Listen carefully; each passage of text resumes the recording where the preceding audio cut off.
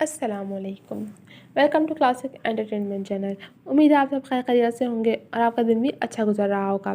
میں طوبیٰ کامران لے کر آئی ہوں آپ کے لیے ناول جانے جانا. لیکن ناول شروع کرنے سے پہلے میری آپ سے ہمیشہ کی طرح ایک ہی ریکویسٹ ہے کہ اگر آپ نے ہمارے چینل کو سبسکرائب نہیں کیا تو جلدی سے سبسکرائب کر دیجیے اور بیل آئکن کو بھی پریس کر دیجیے تاکہ ہمارے چینل پہ آنے والے ایسے ہی مزے کے اور انٹرسٹنگ ناولز آپ کو سب سے پہلے پڑھنے یا سننے کو ملے. تو چلیں آپ شروع کرتے ہیں ناول جانے جانا تحریر شانز راجپوت ایپیسوڈ 4. خبردار جو میرے قریب آئے تو اپنے اوپر جھکے خرم کو پرے دھکیلتی وہ خوب خوار نظروں سے گھورتی سیٹ سے اٹھ کر دور جا کھڑی ہوئی تھی. ہاتھ میں ٹیوزر نما آلہ پکڑے ڈاکٹر سے بچاؤ کے لیے وہ ہتھیار آگے کیے کھڑی تھی. دیکھیے آپ دیکھیے ڈاکٹر، کیا لگا تھا آپ کو میرے اصلی دانت نکال کر نقلی لگا دیں گے اور اصلی والے بیچ دیں گے نا؟ نہ بابو، مزینہ کے ہوتے ایسا نہیں ہو سکتا. اس کے حسین الزام پر خرم چکرا کر رہ گیا. محترمہ، آپ شرافت سے ادھر آ کر بیٹھ جائیں. آپ کے اصلی دانتوں کو بیچ کر میں نے شیش محل نہیں کھڑا کر لینا. طنزیہ لہجے میں خرم نے سنجیدگی سے کہا تھا. ایک کالے کوٹ والے اور دوسرے سفید کوٹ والوں نے تو عوام کا اچھا سارا خون پی رکھا ہے. مزینہ کی رگِ ظرافت پھڑکی تھی. آج سے پہلے میں نے کبھی خون کا ذائقہ نہیں چکھا. کیوں نہ آج پی کر چیک کر ہی لیا جائے؟ یوں بھی سفید کوٹ والے تو بدنام زمانہ لوگ ہیں. مسکراہٹ دبا کر خرم نے اپنے سامنے کھڑی لڑکی کی طرف قدم بڑھائے جس پر مزینہ نے خوف زدہ ہو کر ڈاکٹر کو دیکھا. بچاؤ کوئی ہے کیا؟ مجھے خونی ڈاکٹر سے بچاؤ، یہ میرا اچھا میٹھا سارا خون پی جائے گا. ارے کوئی تو بچاؤ مجھ غریب ابلہ ناری کو.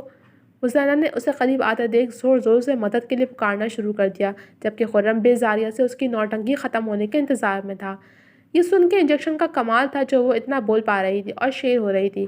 خرم نے اسے بولنے دیا کہ انجیکشن کا اثر ختم ہونے ہی والا تھا، پھر اس کی ساری آہ و بکا دھری کی دھری رہ جانی تھی. ہو گیا یا ابھی مزید باقی ہے؟ اسے خاموش ہوتے دیکھ اور اس کے چہرے پر پھیلے تکلیف دہ تاثرات نوٹ کرتا وہ اسے بازو سے تھام کر کرسی پر بٹھا چکا تھا. مزینہ نے کوئی مزاحمت نہیں کی تھی. کچھ دیر بعد وہ اسے روم سے باہر لے آیا تھا جہاں زائشہ اور پارس بیٹھی ہوئی تھیں. دواؤں کا پرچہ چادر میں لپٹی زائشہ کو تھما کر کچھ ضروری ہدایتیں کرتا وہ اٹھ کھڑا ہوا تھا. فکر کی تو کوئی بات نہیں ہے نا؟ زائشہ نے ایک نظر خاموش کھڑی مزینہ پر ڈال کر تفکر سے استفسار کیا. جی نہیں، ان کے لیے تو نہیں پر میرے لیے ضرور ہے. اس قسم کے 2-4 مریض اور آ گئے نا تو میرے دانت ضرور جھڑ جائیں گے. کوٹ درست کرتے خرم خود سے ہی بڑبڑایا تھا. مزینہ دانت بھی نہیں کچکچا سکی تھی کہ کہیں باقی ماندہ دانت بھی نہ ٹوٹ جائیں. یوں بھی دودھ کا ذرا چھاچ بھی پھونک کر ہی پیتا ہے. گھر آ کر زائشہ نے خالدہ بیگم کو دوائیں پکڑائیں اور مزینہ کو نرم غذا کھلانے اور وقت پر دوا دے کر آرام کی تاکید کر گئی تھی. آفاق صاحب اٹھ چکے تھے. زائشہ نظر نہیں آئی تھی تو ان کے استفسار پر ساجدہ بیگم نے انہیں مزینہ کے بارے میں بتا دیا تھا. مجھے اٹھا دیا ہوتا زائشہ، اکیلے کیوں گئیں؟ ناراضگی سے کہتے وہ اسے اپنے لیے تفکرات میں گھرے بےحد پیارے لگے تھے. پیارے بابا، آپ پرسکون نیند سو رہے تھے اور میں نے آپ کے سکون میں خلل ڈالنا مناسب نہیں سمجھا. ان کے کندھے کے گرد بازو پھیلائے وہ نرم مسکراہٹ سے جائے بولی تھی. سارا پیار آپ سمیٹتی رہیں گی کیا؟ چلیں ہٹیں، یہ میرے بھی بابا ہیں. پارس نے دونوں ہاتھ کمر پر ٹکا کر آنکھیں سکیڑتے زائشہ کو اٹھا کر ہی دم لیا تھا. اس کی حرکت پر اندر آتے صفیر کا قہقہ نکلا تھا جس پر وہ خوار ہوئی تھی. آپ کو اکاؤنٹس کی گڑبڑ کا کچھ اندازہ ہے؟ کمپنی کے سارے اکاؤنٹس تقریباً خالی ہیں. میں نے ابھی میلز اور سٹیٹمنٹس چیک کی ہیں. نوریز نے اکاؤنٹس کی چند فائلز اور اٹھ شیر کے کیبن میں داخل ہوتے ہی ٹیبل پر پٹکی دیں. اس کے چہرے کے تاثرات خطرناک حد تک سنجیدہ تھے. ایسا کیسے ہو سکتا ہے؟ میں نے خود زروان سے اکاؤنٹس کی ڈیٹیل چیک کروائی تھیں اور اوکے کی رپورٹس دیکھ کر ہی میں مطمئن ہوا تھا. پریشانی کے عالم میں وہ لیپ ٹاپ بند کر کے فائلز چیک کرتا کہنے لگا. بھائی، آپ اس زروان کی بات پر کیسے یقین کر سکتے ہیں؟ اکاؤنٹس کا کام آپ کو خود دیکھنا چاہیے. اس کل کے آئے لڑکے پر آپ نے اتنی جلدی بھروسہ کر لیا. نوریز نے اپنا ماتھا مسلتے غصے کو قابو کرنا چاہا اور شیر نے انٹرکام کر کے زروان کو کیبن میں بلایا جس کے چہرے پر ہوائیاں اڑی ہوئی تھیں.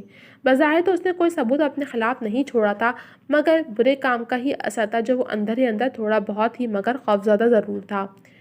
میں اسٹریٹ فارورڈ بات کرنے والا بندہ ہوں. گھما پھرا کر بات کرنا میری سرشت میں نہیں ہے. سیدھے طریقے سے بتاؤ کہ اکاؤنٹ کا سارا پیسہ کہاں ہے جبکہ تم اوکے کی رپورٹ اٹھ شیر کو دے چکے ہو. نوریز نے بغیر لگی لپٹی رکھے اس سے پوچھا. زروان کے ماتھے پر پسینے کی ننھی بوندیں چمکنے لگی تھیں. سر، اگر میں آپ کو سچ بتاؤں گا تو آپ کو یقین نہیں آئے گا. زروان نے ایک نظر اپنے باس اور شیر کو دیکھا، پھر نظر جھکا لی۔ زروان، سوال کا جواب دو، یوں باتیں نہ گھماؤ۔ اور شیر نے سختی سے کہا، سر، سارا پیسہ آفاق صاحب نے چوری کیا ہے۔ میں نے 3-4 دن پہلے خود انہیں اکاؤنٹنٹ سے بات کرتے سنا تھا۔ اس نے بہت سوچ سمجھ کر آفاق صاحب کا نام لیا تھا۔ اسے اس بات کی قطعی پرواہ نہیں تھی کہ اگر اتنی بڑی بات ہو جانے کے بعد انہیں آفس سے نکال دیا گیا تو اسے ذائشہ ملے گی یا نہیں، کیونکہ ذائشہ کو تو وہ ہر حال میں حاصل کر سکتا تھا، مگر اس کے لیے اس چنگل سے نکلنا ضروری تھا۔ زروان کی بات پر ارشیر نے نافہم تاثرات لیے نورس کی جانب دیکھا، جس نے دودھ کا دودھ اور پانی کا پانی کرنے کے لیے آفاق صاحب کو بھی بلوا لیا تھا۔ سر، آپ نے بلایا؟ آفاق صاحب نے احتراماً تائید چاہی۔ آپ نے اکاؤنٹ کا پیسہ چوری کیا ہے؟ نورس نے بغیر لحاظ کے پوچھا، جس پر آفاق صاحب پہلے تو دنگ رہ گئے، پھر ایک تعصب زدہ نظر زروان پر ڈالی۔ چوری میں نے نہیں، زروان نے کی ہے، اور میں تو اس چوری کا چشمدید گواہ بھی ہوں۔ آفاق صاحب نے طنزیہ نظروں سے زروان کو دیکھتے تلخی سے کہا، آپ چشمدید گواہ ہیں تو پھر آپ نے ارشیر کو خبر کیوں نہیں کی یا مجھے باخبر کیوں نہیں کیا؟ سر، یہ اپنا کیا درا مجھ پر تھوپ رہے ہیں۔ جھوٹ کی بھی کوئی حد ہوتی ہے۔ میں کیوں کروں گا چوری؟ مجھے کیا ضرورت پڑی پیسوں کی؟ حسب توقع زروان بھڑک اٹھا تھا۔ دراصل وہ اونچا اونچا بول کر خود کو سچا ثابت کرنا چاہ رہا تھا۔ اس کے برعکس آفاق صاحب ساکت نظروں سے زروان کو گرگٹ کی طرح رنگ بدلتے دیکھ رہے تھے۔ سر، میں نے چوری نہیں کی، میں آخر کیوں کروں گا چوری؟ آفاق صاحب نے بے بسی سے کہا۔ نورس کے اوپر اس وقت غصہ سوار تھا۔ کچھ یہی حال اس وقت ارشیر کا تھا۔ سر، ان کی 2 جوان بیٹیاں گھر بیٹھی ہیں، جن کی شادی کرنی ہے، کرائے کا گھر ہے، 1000 اخراجات اور بھی ہوں گے۔ اب بھلا جن کی جوان جہاں بیٹیاں کنواری ہوں، وہ ان کے مستقبل بنانے کے لیے چوری کرے گا؟ زروان نے فاتحانہ مسکراہٹ لی آفاق صاحب کو دیکھا۔ آپ کو شرم آنی چاہیے ایسی گری ہوئی حرکت کرتے ہوئے۔ آپ بابا کے وقت سے اس کمپنی میں کام کر رہے ہیں، کتنا بھروسہ کرتے تھے ہم آپ پر آپ نے تو جس تھالی میں کھایا اسی میں چھید کیا۔ کمپنی آپ کے ہر برے وقت میں کام آئی ہے، اس کا یہ صلہ دیا ہے آپ نے۔ آپ نکل جائیں یہاں سے اس سے پہلے کہ میں آپ کو پولیس کے حوالے کر دوں۔ سخت لہجے میں ارشیر نے کہتے اپنی کنپٹیاں سہلائیں، جبکہ نورس نے لب بھینچ لیے۔ ویسے کوئی ثبوت ہے تمہارے پاس کہ اکاؤنٹس میں بلنڈر آفاق صاحب نے کیا ہے؟ کچھ سوچ کر نورس نے جانچتی نظروں سے زروان کو دیکھا۔ آپ ان کا کیبن چیک کریں سر، ضرور کوئی نہ کوئی ثبوت ملے گا، ورنہ دوسرا آپشن یعنی ان کا گھر، وہاں تو لازمی کچھ نہ کچھ ملے گا۔ زروان نے بڑی مہارت سے نورس اور ارشیر کو راہ دکھلائی تھی۔ وہ دونوں تیزی سے ان کے کیبن کی طرف بڑھے تھے۔ بغیر منہ کھولے ہی پھنس گئے آپ تو، ستارے گردش میں چل رہے ہیں آپ کے۔ تم ایک گھٹیا، نیچ اور گرے ہوئے انسان ہو۔ تم جیسوں سے نمٹنا میں اچھی طرح جانتا ہوں۔ تمہیں بے نقاب نہ کیا تو میرا نام بھی آفاق حسین نہیں۔ سرخ چہرہ لیے تنے ہوئے تاثرات چہرے پر سجائے وہ بولے۔ زروان انسنی کرتا ان کے پیچھے لپکا۔ یہ دیکھیں بینک کے سٹیٹمنٹ، یہ آپ کے دستخط کے بلینک چیک۔ کچھ اور ثبوت چاہیے بھائی آپ کو؟ نورس کی کنپٹیاں سلگ گئیں، جبکہ ارشیر نے بے یقینی سے پیپر دیکھے۔ آفاق صاحب کو وہ اچھی طرح جانتا تھا، وہ ایسی حرکت نہیں کر سکتے تھے، مگر آنکھوں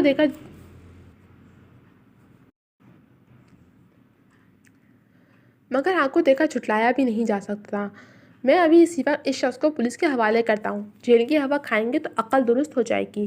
تیرش میں نورس نے موبائل جیب سے نکالا۔ آفاق صاحب تو پھٹی پھٹی آنکھوں سے سب دیکھ رہے تھے، زبان تو گنگ ہو گئی تھی۔ پولیس کو انوالو کرنے کی ضرورت نہیں ہے، معاملہ کورٹ تک جائے گا، کمپنی کی ساکھ خراب ہوگی۔ میں نے بہت مشکل سے کمپنی کو اونچائیوں تک پہنچایا ہے، یہ معاملہ کس طرح ہینڈل کرنا ہے مجھے اچھی طرح معلوم ہے۔ مگر ارشیر، موبائل اس کے ہاتھ سے چھینتے ارشیر سرد و سپاٹ لہجے میں کہتا ہاتھ کھڑا کر کے اسے خاموش کروا گیا۔ میں چور نہیں ہوں سر، میں نے کوئی چوری نہیں کی، آپ کو میری بات کا یقین کرنا ہوگا۔ گارڈ سے کہہ کر انہیں باہر نکلواؤ نورس۔ وہ ایک شعلہ بار نگاہ ان پر ڈال کر پرتپش لہجے میں اونچی آواز میں کویا ہوا۔ میں چور نہیں ہوں سر، میں ثابت کر کے رہوں گا، پھر چاہے مجھے اس کے لیے کسی بھی حد تک جانا پڑے۔ میں پولیس کو اس معاملے میں انوالو کروں گا، عدالت کا دروازہ کھٹکھٹاؤں گا، میڈیا تک اپنی آواز پہنچاؤں گا، آپ کو میرا یقین کرنا پڑے گا۔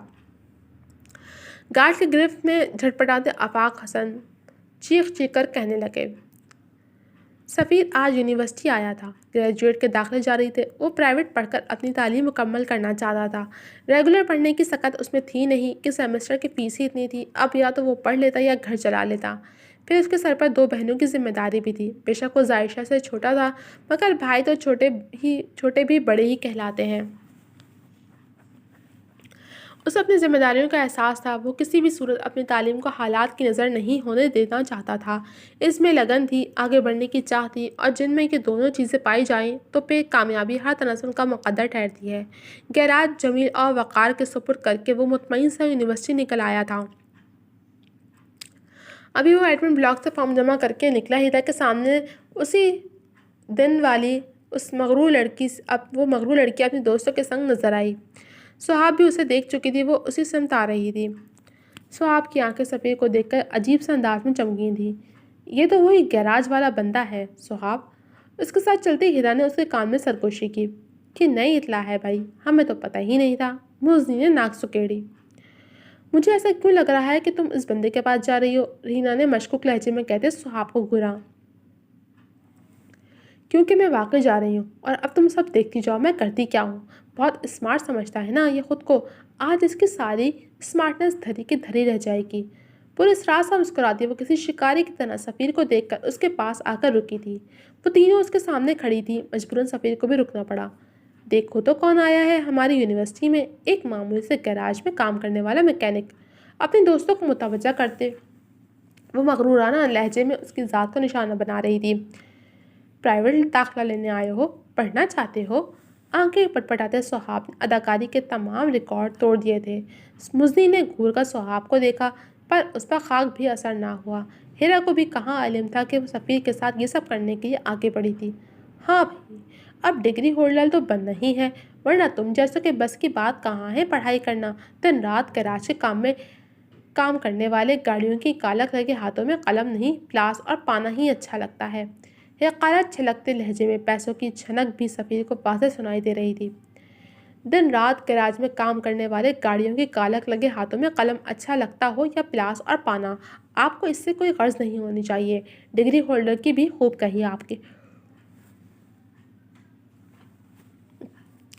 کے انداز و اطوار بتا رہے ہیں کہ پڑھائی آپ جیسوں کے بس کی بات نہیں۔ وہ نسل ہی اور ہوتی ہے جو تعلیم سے عمل تک کا سفر طے کرتی ہے۔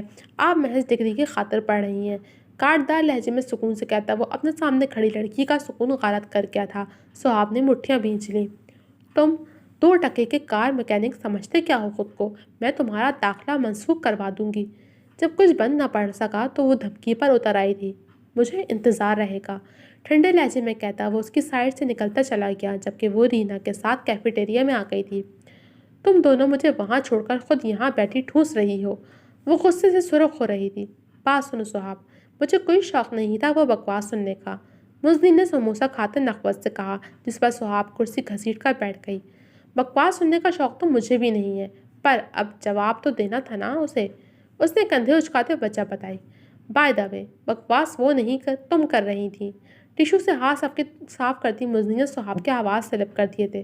کیا بکواس کر رہی ہو مزنی؟ وہ ناگواری سے گویا ہوئی۔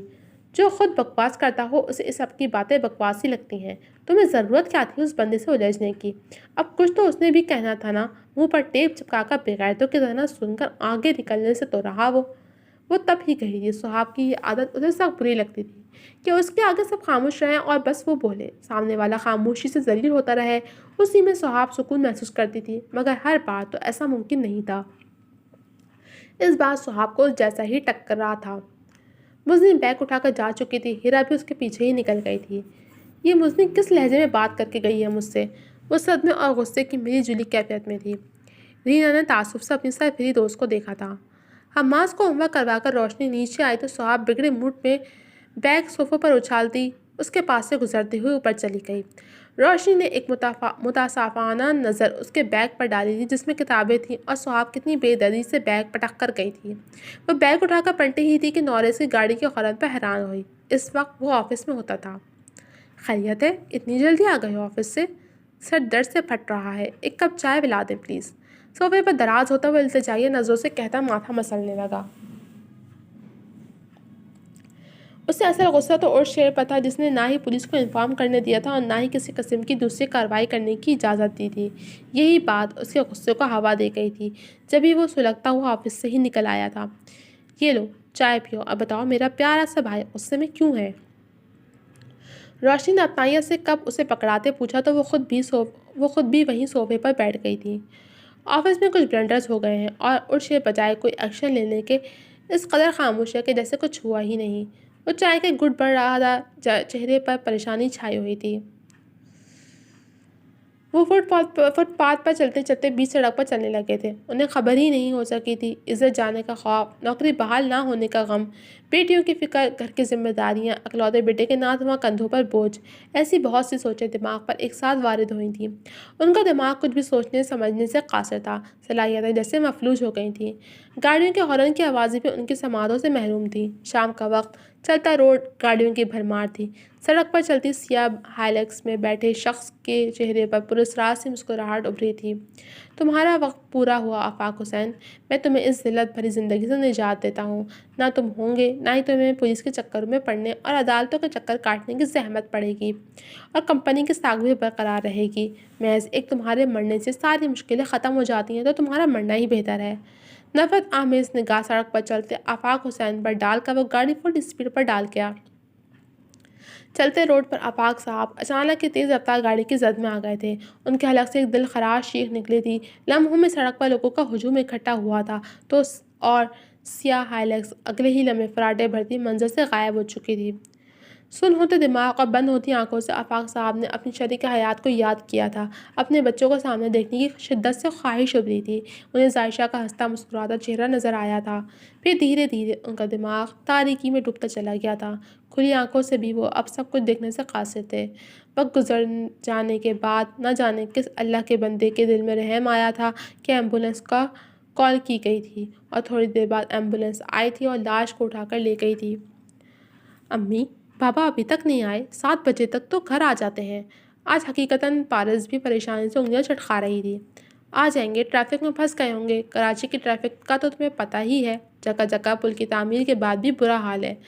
مزینہ نے اسے دلاسا دیا۔ طبیعت ذرا بہتر ہوئی تھی تو اس کی مٹر گشتیاں بھی شروع ہو گئی تھیں۔ امی، 9 بج رہے ہیں، ابو ابھی تک نہیں آئے۔ ٹریفک کا تو روز کا یہی معمول ہے، پھر آج کیوں اتنی دیر لگ گئی؟ میرا فون بھی نہیں اٹھا رہے۔ سفیر کو کال کریں کہ پتہ کرے بابا کے آفس جا کر۔ ظاہشہ کی نظریں دروازے کی دہلیز سے پلٹتی ہی نہ تھیں۔ پریشانی میں بھوک تک مر گئی تھی۔ دل میں عجیب وسوسے آ رہے تھے۔ اس نے چارپائی پر بیٹھی ساجدہ بیگم سے گھبرا کر کہا تو لمحے بھر کو ساجدہ بیگم بھی تفکرات میں گر گئیں۔ پاگل، اپنے ساتھ ساتھ خالہ کو بھی پریشان کر دیا۔ مزینہ نے ان کی پریشان صورت دیکھ کر ظاہشہ کو ٹوکا۔ مزینہ، دل بہت گھبرا رہا ہے، بہت زیادہ گھبرا رہا ہے۔ صبح سے مجھے عجیب وہمات ستا رہے ہیں۔ بابا آ تو جائیں گے نا؟ یکدم ظاہشہ نے نم ہوتی آنکھوں سے مزینہ کے دونوں ہاتھ تھام کر اس سے تائید چاہی تو اس کا دل جیسے کسی نے مٹھی میں لے لیا۔ ہائے اللہ، خیر کرے، کیسے سناٹے بول رہے ہیں گھر میں۔ خالدہ بیگم جو مزینہ کو بلانے آئی تھیں، اندر خطرناک حد تک چھائی خاموشی پر تحیر زدہ ہو گئیں کہ اس وقت تو مزینہ اور پارس کی ہنستی آوازوں سے پورا گھر چہک رہا ہوتا تھا۔ اے ہے ظاہشہ، تجھے کیا ہوا ہے؟ انہوں نے مزینہ کو پیچھے کیا اور اس کے سر پر ہاتھ رکھتے محبت سے پوچھا۔ خالہ، بابا نہیں آئے ابھی تک، وہ گلوگیر لہجے میں بمشکل بولی۔ پاگل لڑکی، کسی کام میں پھنس گئے ہوں گے آفاق بھائی۔ انہوں نے اس کے پاس بیٹھے اسے خود سے لگایا۔ امی، مجھے خوف آ رہا ہے اس آواز سے۔ پارس ماں کے پہلو میں ٹک گئی۔ قریب کہیں سے ایمبولینس کی آتی آواز پر پارس کا دل بند ہونے لگا۔ ساری فضول سوچیں دماغ سے نہ جھٹکیں تو 2 تھپڑ لگاؤں گی۔ مزینہ نے دل پر ہاتھ رکھتے پارس کے خوف تک رسائی حاصل کر لی تھی۔ امی، سفیر بھائی، پارس نے دروازے میں کھڑے سفیر کو دیکھتے کہا جس کی حالت عجیب اجڑی سی تھی۔ ایمبولینس کی آواز بند ہو گئی تھی۔ گلی میں عجیب شور سا مچ اٹھا تھا۔ سفیر، بابا کہاں ہیں؟ تم بابا کو لے کر نہیں آئے؟ ظاہشہ بھاگ کر سفیر کے پاس گئی تھی۔ اس کا بازو پکڑتے اس کی نظر اچانک باہر گئی تھی جہاں ایمبولینس سے ایک اسٹریچر گھر میں لایا جا رہا تھا۔ سفیر نے ضبط کے عالم میں ظاہشہ کو بازو کے گھیرے میں لے کر دروازہ چھوڑا تھا۔ بابا نہیں رہے آپا، وہ ہمیں چھوڑ کر چلے گئے۔ بکواس بند کرو سفیر، خبردار جو دوبارہ ایسا مذاق کیا تو۔ ظاہشہ کا ہاتھ اٹھا تھا اور پوری قوت سے سفیر کے رخسار کو سروک کر گیا تھا۔ وہ چیختی ہوئی اس کا حصار توڑ کر نکلی تھی۔ پارس اور مزینہ پھٹی پھٹی آنکھوں سے صحن میں رکھے لاشے کو دیکھ رہی تھیں۔ مزینہ نے آگے بڑھ کر جیسے ہی چہرے سے کپڑا سرکایا تو ظاہشہ کی چیخوں سے پورا گھر دہل گیا۔ لمحوں میں ہنستے بستے گھر میں کوہرام مچ گیا تھا۔ پارس کی آہوں نے سب کا سینہ چیر دیا تھا۔ مزینہ منہ پر ہاتھ رکھ کے سسک رہی تھی۔ ساتھ ہی پارس کو بھی سنبھال رہی تھی۔ خالدہ بیگم بیگی کا غم جھیل چکی تھی، وہ جانتی تھی کہ یہ زخم کس قدر تکلیف دہ تھا۔ انہوں نے ساجدہ بیگم کو سنبھال رکھا تھا جو رو رو کر خود کو ہلکان کر رہی تھی۔ عائشہ کی تو اس چیخ کے بعد آواز ہی صدمے سے حلق میں کہیں دب گئی تھی۔ سفیر کی آنکھیں شدت ضبط سے سرخ ہو جا رہی تھیں۔ اس کے سر سے باپ کا سایہ اڑ گیا تھا، مگر اب وہی اپنے گھر کا سربراہ تھا۔ عائشہ اور پارس کا باپ اور بھائی اب سے وہی تھا۔ ضبط کرنا لازم تھا کہ وہ ٹوٹتا تو پورا گھر بکھر جاتا۔ جی تو جناب، کیسی لگی آپ کو یہ قسط؟ امید ہے پسند آئی ہوگی۔ کمنٹ سیکشن میں اپنی رائے کا اظہار ضرور کیجیے گا۔ جلد ملوں گی آپ سے اگلی قسط کے ساتھ، تب تک کے لیے اللہ حافظ۔